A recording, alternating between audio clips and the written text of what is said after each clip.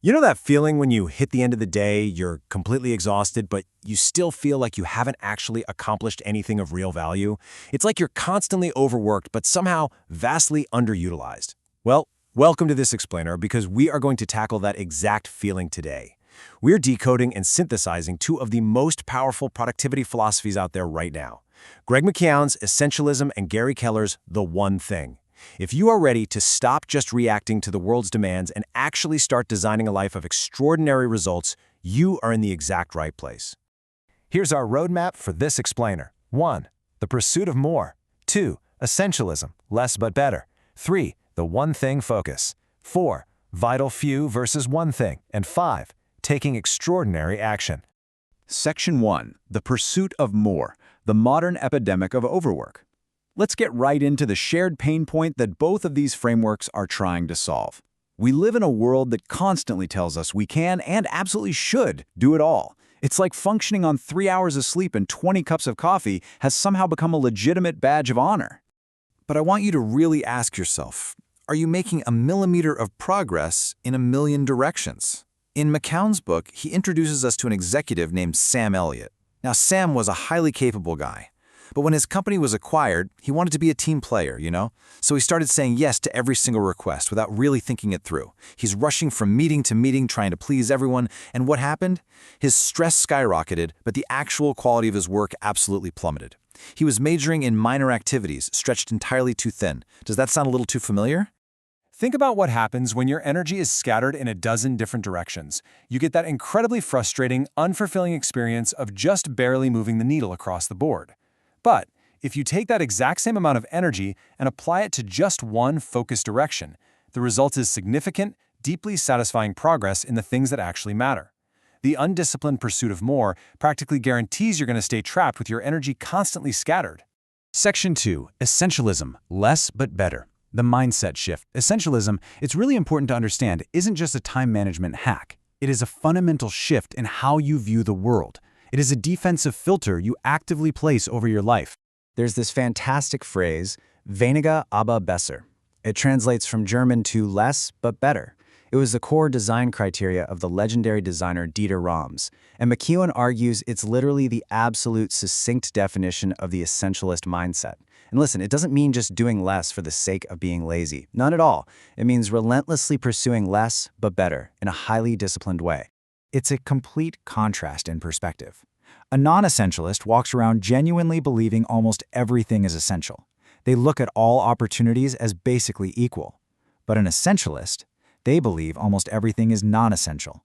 They recognize the overwhelming, maybe even slightly uncomfortable reality that we live in a world where a very few things are exceptionally valuable, and practically everything else is just noise. So the crucial point is this working definition here. Essentialism is a disciplined, systematic approach. It's about designing your life by choice, not just defaulting to whatever falls in your lap. McKeown compares it to cleaning out your closet. You don't just do it once a year and forget about it, right? You need a system for handling the closet of your life every single time you're faced with a decision. It's about knowing exactly where your highest point of contribution lies. Section 3. The one thing focus, the strategic execution model. Okay. So now that we have our defensive filter in place with essentialism, let's pivot over to Gary Keller's framework. Because if essentialism is your shield, the one thing is the offensive spear used to knock down your lead domino. I really want you to listen to this closely. What's the one thing you can do such that by doing it, everything else would be easier or unnecessary? Keller calls this the focusing question. It's this massive idea wrapped up in a super simple package. Notice how it takes all your possible choices and collapses them down into just one single thing. It's not asking for your top 5 priorities. It forces you towards specific, focused action. When you find the answer to this question, you found the single most leveraged activity for your life. And when you look at how this actually builds into a daily schedule, Keller points out a really fundamental truth. If disproportionate results come from one activity, well then you have to give that one activity disproportionate time. You simply cannot treat your one thing as just another bullet point on a massive to-do list. It has to dominate your focus. So how do you actually guarantee it gets that kind of time? Time blocking. You literally block out specific hours on your calendar. Keller actually recommends a massive 4-hour block early in the day dedicated absolutely solely to your one thing. You have to treat it like an immovable appointment with yourself. This is where extraordinary results are forged, guys. Not by magical thinking, but by putting your time exactly where your priority is. Section 4, Vital Few versus One Thing, a comparative analysis. Let's compare their core mechanics for a second to see how they uniquely tackle this massive problem of prioritization. McKeown frames essentialism as this 3-step process: explore, eliminate, and execute. You spend time discerning the vital few from the trivial many. You dare to say no to cut out the non-essentials, and then you build routines to make executing the essentials basically effortless. Keller, on the flip side, frames his rhythm as purpose, priority, and productivity.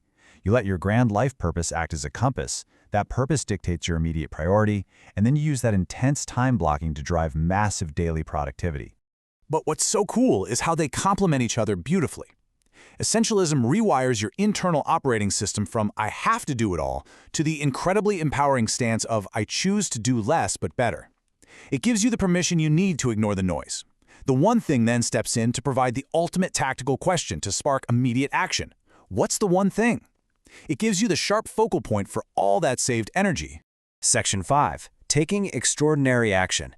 Designing your life. Now for the best part. How do we synthesize all of this into actual extraordinary action? Because as Keller notes in his research, just knowing the concepts is only half the battle. Execution is where lives actually change.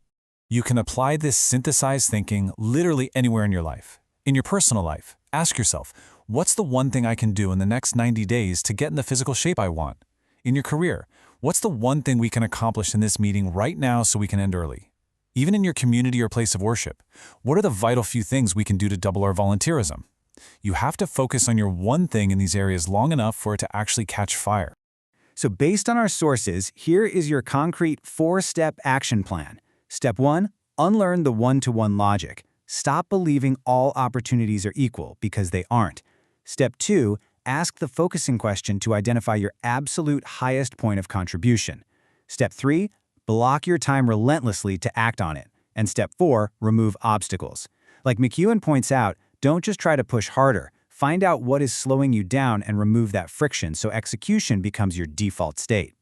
This core question right here demands an answer. And not tomorrow, not next week, right now. Both of these authors agree on one major thing. If you try to do everything, you will wind up with nothing. But if you bravely narrow your options, line up your priorities, and go small, you give yourself a fighting chance to experience truly extraordinary results. So I'm going to leave you with a final provocative thought to take into the rest of your day. Down the road, will you look back on a long, exhausting laundry list of trivial accomplishments or a few major ones that have real, lasting significance?